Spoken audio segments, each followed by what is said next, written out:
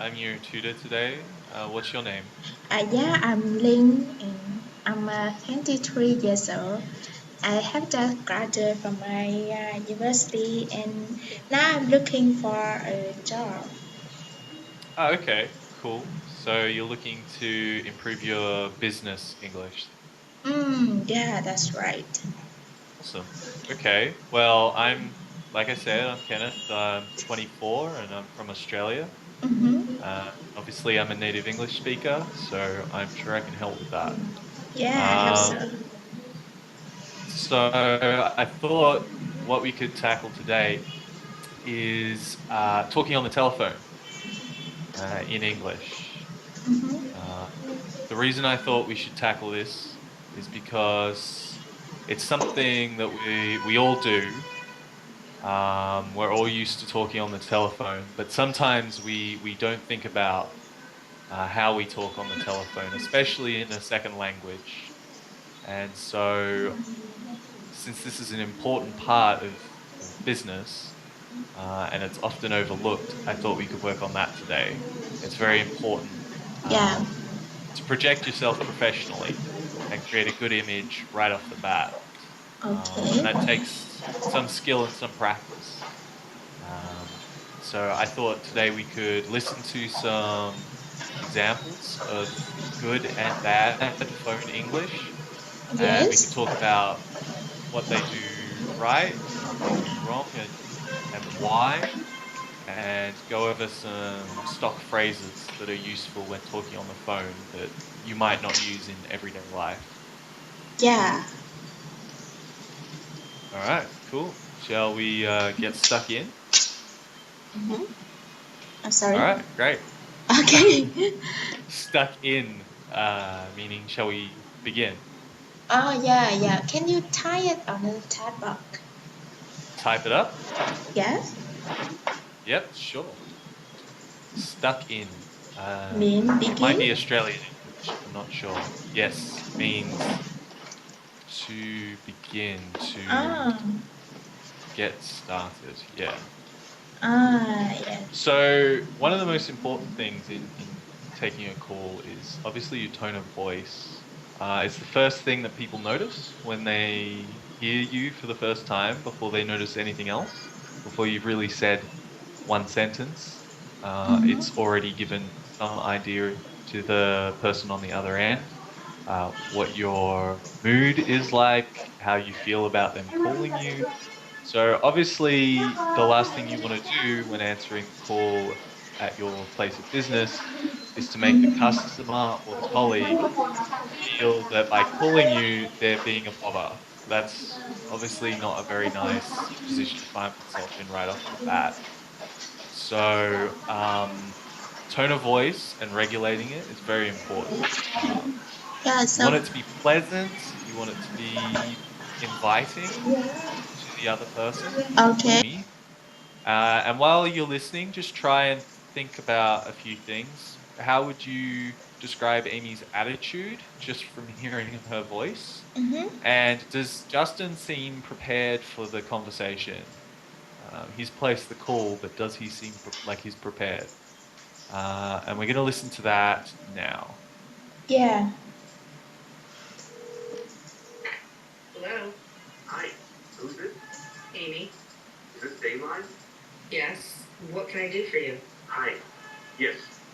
Just a second there. There it is. May I speak to Sylvie Peterson? Sylvie! Sorry, she's not here. Can I leave a message? Sure, go ahead. Let's see. My name is Justin Thomas. I'm with Trevesco. It's about the construction schedule for 2008.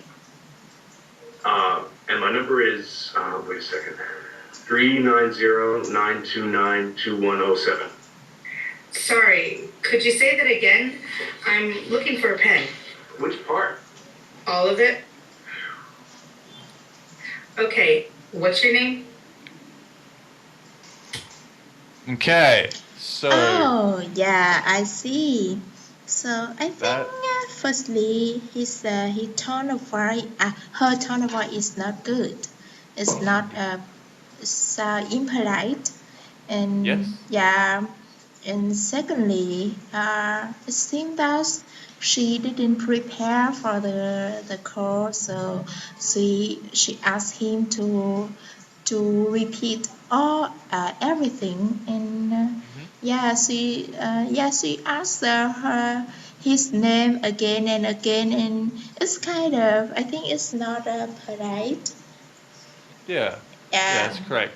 yeah, Nobody wants to have to repeat their name over and over again. yeah. Especially when somebody asks them for the name and then isn't prepared to take it. What about Justin?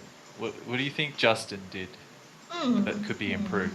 Yeah, I think about him, he is not good at this express his his idea. Maybe his tone of voice is not polite either.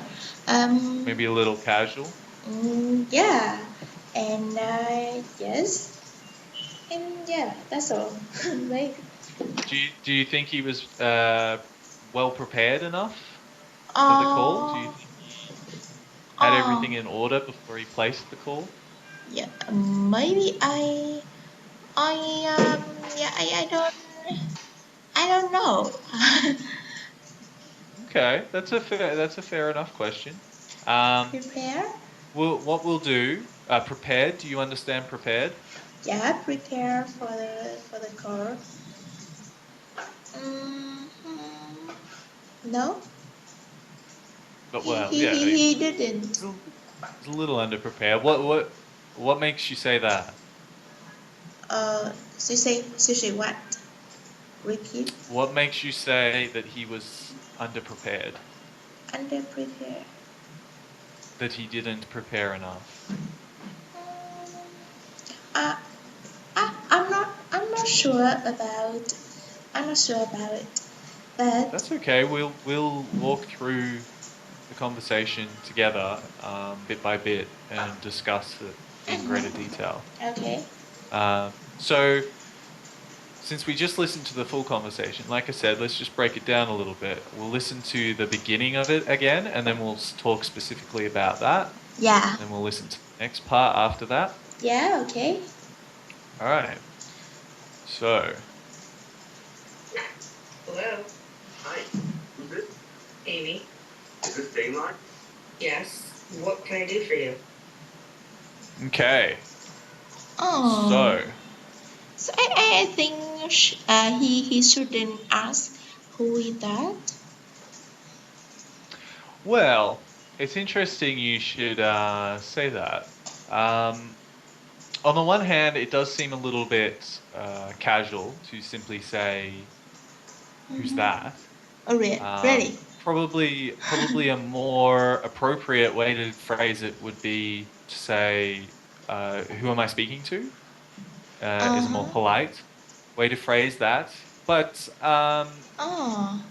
in So it's okay reality, when you call yeah, when you call it to the maybe a company, then I don't know who am I talking to, then I can ask, right? Ask. mhm.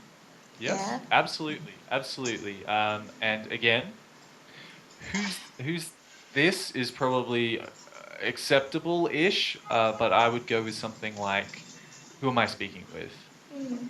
Um, however, there's one big issue with that, and that's that he had to ask in the first place. Remember, we discussed earlier that it's important when somebody calls your company to make them feel at ease by telling them who you are, that they've got the correct company, and that you're hoping to help. Do you feel that Amy put him at ease by spelling that out for him? Yes. You do.